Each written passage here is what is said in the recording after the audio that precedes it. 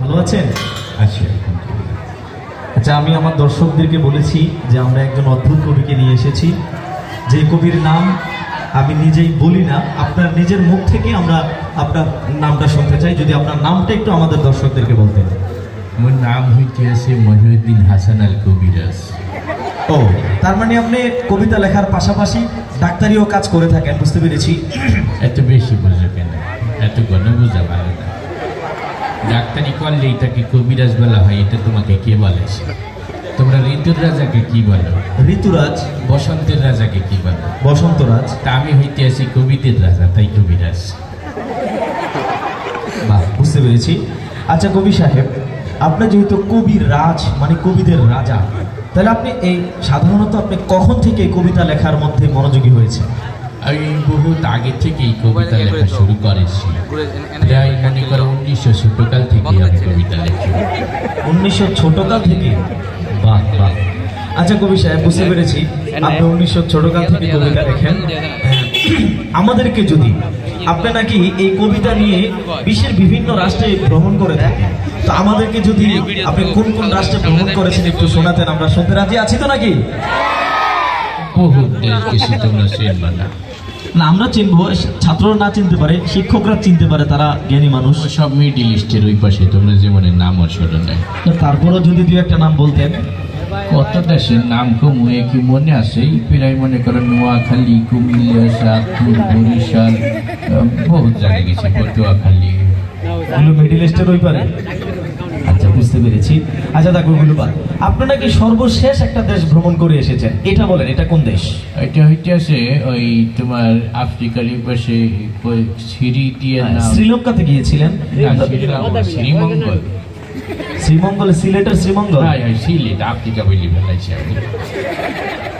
আচ্ছা, ধন্যবাদ। আচ্ছা কবি সাহেব, আপনার এই কবিতা জীবনের একটু অভিজ্ঞতা যদি আমাদের সাথে শেয়ার করতেন। আসলে দেখো, তোমরা তো আধুনিক যুগের ছেলে মেয়ে, তোমরা আধুনিক অনেক কিছু পাইছো, অনেক কিছু আপডেট পাইছো। আমার যুগে কিন্তু এত কিছু আবিষ্কার হয়েছিল না। আচ্ছা, তোমাদের যুগে ডিজিটাল খাতা, কলম, বই, এক একটা অক্ষরের সাথে আকার, রসিকা, দীর্ঘিকার, বহুত কিছু আবিষ্কার হয়েছে। আমার যুগে এত কিছু আবিষ্কার হয় নাই।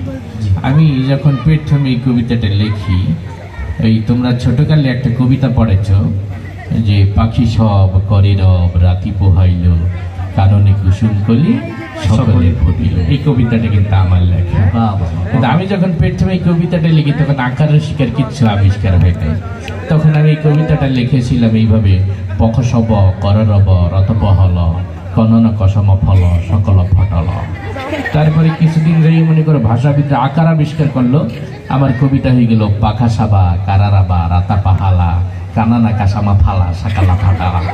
তারপরে যাই মনে কর রসিকার আবিষ্কার করলো, আমার কবিতা হয়ে গেল পিকি শিবি, কিরিরিবি, রীতি পিহিলি, কিনিনি কিসিম ফিলি, শিখিলি ফিটিলি। তারপরে যাই রস্যকার আবিষ্কার করলো, আমার কবিতা হয়ে গেল পুকু শুবু, কুরুরুবু, ঋতুকু হুলু, কুনুনু কুসুমু ফুলু, শুকুলু ফুটুলু। তারপরে একার আবিষ্কার হইলো, আমার কবিতা হইল প্রেখে সেবে, কেড়ে রেবে, রেতে পেহেলে, কিনে কিসিমে ফেলে, সেকেলে ফেটেলে। তারপরে যে যখন ওকার আবিষ্কার হইলো, আমার কবিতা হইল পোকো শুভ, করুরুব, রতপ হলো, কোননো কুসুম ফলো, সকল ফটলো। তারপরে যখন ঔকার আবিষ্কার হইল, আমার কবিতা হয়ে গেল পৌ খৌ সৌ বৌ কৌ রৌ রৌ রৌ রৌ তৌ পৌ হৌ লৌ, কৌ নৌ নৌ কৌ সৌ মৌ ফৌ লৌ, সৌ কৌ লৌ ফৌ তৌ লৌ।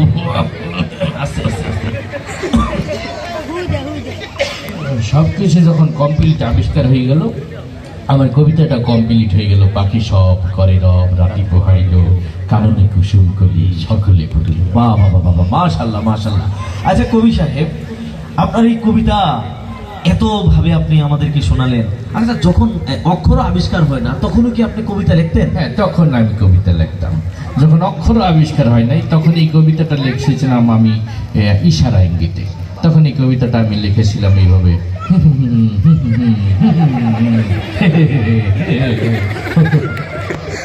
বাহ বাহ বাহ বাহ, অসংখ্য ধন্যবাদ।